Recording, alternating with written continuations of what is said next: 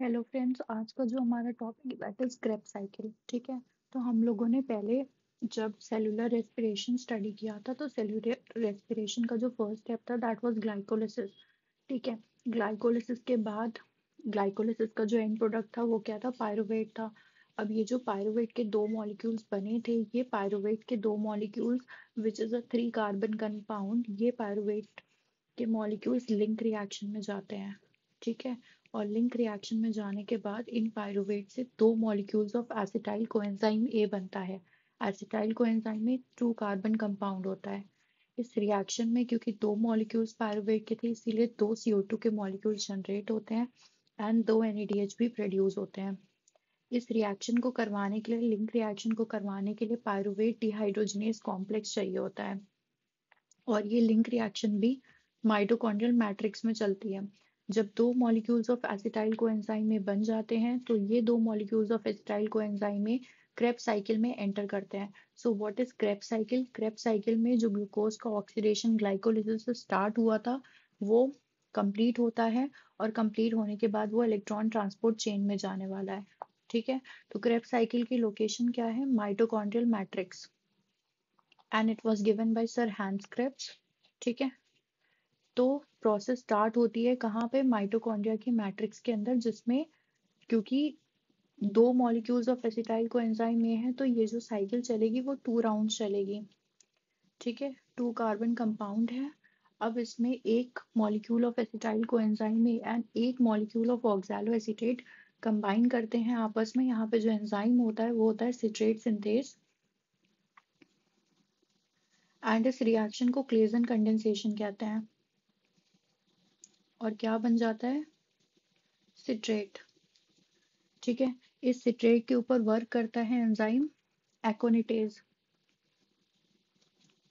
और बन जाता है आइसोसिट्रेट। इसके ऊपर वर्क करता है आइसोसिट्रेट डिहाइड्रोजिनेज। तो क्या बनता है? Alpha ketoglutarate. अल्फा कीटोग्लूटारेट के ऊपर वर्क करता है अल्फा कीटोग्लूटारेट डिहाइड्रोजिनेज एंड हमको मिलता है succinyl coenzyme A. Succinyl coenzyme A के ऊपर काम करता है सक्सिनिल कोएंजाइम ए सिंथेटेज। तो क्या बनता है? सक्सीनेट। सक्सीनेट के ऊपर काम करता है सक्सीनेट डिहाइड्रोजिनेज और बनता है फ्यूमरेट। फ्यूमरेट के ऊपर काम करता है फ्यूमरेस और बनता है मैलेट। मैलेट के ऊपर काम करता है मैलेट डिहाइड्रोजिनेज एंड बनता है ऑक्सैलो एसीटेट। ठीक है। ये तो एंजाइम्स हो गए कि फर्स्ट रिएक्शन जो थी वो क्लेजिंग कंडेंसेशन थी, तो सिट्रेट सिंथेज की प्रेजेंस में क्या बना? सिट्रेट बना। उसके ऊपर एकोनिटेज ने काम किया तो आइसोसिट्रेट बना। उसके ऊपर आइसोसिट्रेट डिहाइड्रोजिनेज ने काम किया तो अल्फा कीटोग्लूटारेट बना।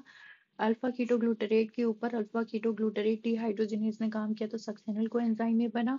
उसके ऊपर सक्सेनल कोएंजाइम में सिंथेटेज ने काम किया तो सक्सीनेट बना। सक्सीनेट के ऊपर सक्सीनेट डिहाइड्रोजिनेज ने काम किया तो फ्यूमरेट बना। फ्यूमरेट के ऊपर फ्यूमरेज ने काम किया तो मैलेट बना। मैलेट डिहाइड्रोजिनेज ने काम किया तो ऑक्सैलो एसीटेट बना।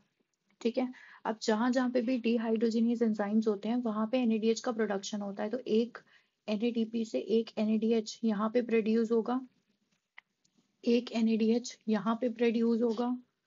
जहां पे भी सिंथेटेज एंजाइम होता है वहां पे एक GTP या एक ATP प्रोड्यूस होता है, और इस रिएक्शन में यहाँ पे एक GTP प्रोड्यूस होगा from one molecule of GTP।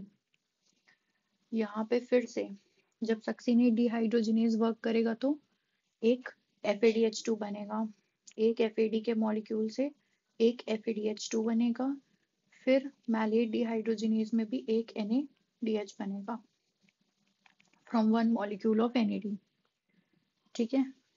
इसमें जितने भी मेम्ब्रेन के एंजाइम्स हैं ये सारे एंजाइम्स माइटोकॉन्ड्रियल मैट्रिक्स में ही पाए जाएंगे एक्सेप्ट एकोनिटेज। एकोनिटेज जो होता है वो इनर मेम्ब्रेन ऑफ माइटोकॉन्ड्रिया में रहता है एंड सक्सिनेट डिहाइड्रोजिनेज भी इनर मेम्ब्रेन में होता है ऑफ माइटोकॉन्ड्रिया। ठीक है। फर्स्ट वाले स्टेप में कोएंजाइम ए भी दिया जाता है वर्क करने के लिए, एकोनिटेज को आयरन चाहिए वर्क करने के लिए। आइसोसिट्रेट डिहाइड्रोजिनेज को NAD चाहिए क्योंकि वो NAD को NADH में प्रोड्यूस कर रहा है। ठीक है, और एक एक जब NADH काम करेगा तो एक एक CO2 का मॉलिक्यूल भी रिलीज होगा। एक CO2 यहाँ से, एक CO2 यहाँ से और एक CO2 यहाँ से। ठीक है, उसके बाद जो सक्सेनिल कोएंजाइम में से है, यहाँ पे एक मॉलिक्यूल ऑफ कोएंजाइम ए भी दिया जाता है क्योंकि सक्सेनिल कोएंजाइम ए प्रोड्यूस करना है। ठीक है, FAD दिया जाएगा ताकि FADH2 बन जाए यहाँ पर। ओके, यहाँ पे एक चीज आपको लर्न करनी है कि जो सक्सीनेट डिहाइड्रोजिनेज एंजाइम है, इसका एक कॉम्पिटिटिव इनहिबिटर होता है और वो कॉम्पिटिटिव इनहिबिटर इसका है क्योंकि सक्सीनेट डिहाइड्रोजिनेज सक्सीनेट को रिकॉग्नाइज करता है, तो इसका जो कॉम्पिटिटिव इनहिबिटर है वो मैलोनेट है। तो अगर मैलोनेट आके बाइंड कर जाता है सक्सीनेट डिहाइड्रोजिनेज से तो क्रेब साइकिल वहां पे रुक जाएगी। ठीक है, कुछ इनहिबिटर्स हैं इन एंजाइम्स के, वो भी आपको लर्न करने हैं। जैसे कि फर्स्ट वाला जो है दैट इज सिट्रेट सिंथेज का जो इनहिबिटर है वो है मोनोफ्लोरेट एसिटाइल कोएंजाइम है। एकोनिटेज का जो है इनहिबिटर वो है आर्सिनेट एंड फ्लोरोएसिटेट। अल्फा कीटोग्लूटरेट डिहाइड्रोजिनेज का भी है आर्सेनाइट। और सक्सीनेट डिहाइड्रोजिनेज का इनहिबिटर है मैलोनेट। ठीक है, तो जब one round of Krebs cycle चलता है जिसमें एक molecule of acetyl coenzyme A का ऑक्सीडेशन हो रहा है तो 3 NADH बनेंगे, एक FADH2 बनेगा एंड एक GTP का मॉलिक्यूल बनेगा। ठीक है, और जब क्योंकि दो मॉलिक्यूल्स हैं तो आप काउंट कर लो तो 6 NADH बनेंगे, 2 FADH2 बनेगा एंड 2 GTP के मॉलिक्यूल्स बनते हैं after the end of Krebs cycle. ठीक है, तो क्रेब साइकिल का जो नेट रिएक्शन है वो यही है कि 6 NADH 2 FADH2 एंड 2 GTP के मॉलिक्यूल्स बनेंगे। फिर ये जाएंगे इलेक्ट्रॉन ट्रांसपोर्ट चेन में और वहां से इनसे ATP का प्रोडक्शन हो पाएगा। ठीक, so this was all about the Krebs cycle which was given by Sir Hans Krebs, जिसमें ग्लूकोज का ऑक्सीडेशन कंप्लीट होता है लेकिन अभी भी इसके एंड में सिर्फ NADH और FADH2 ही प्रोड्यूस हो रहा है। ये अल्टीमेटली इलेक्ट्रॉन ट्रांसपोर्ट चेन या ऑक्सीडेटिव फॉस्फोराइलेशन में जाएगा जहां पे इसे ATP को जनरेट किया जाएगा। लोकेशन मैट्रिक्स याद रखना है, कौन कौन सा एंजाइम किस लोकेशन पे प्रेजेंट होता है वो याद रखना है, स्टेप्स लर्न करने हैं। 10 स्टेप की प्रोसेस होती है ये, 8 स्टेप्स की प्रोसेस है सॉरी। और कौन किस किस स्टेप पे NADH प्रोड्यूस हो रहा है, किस किस स्टेप पे CO2 रिलीज हो रहा है वो आपको पढ़ना है।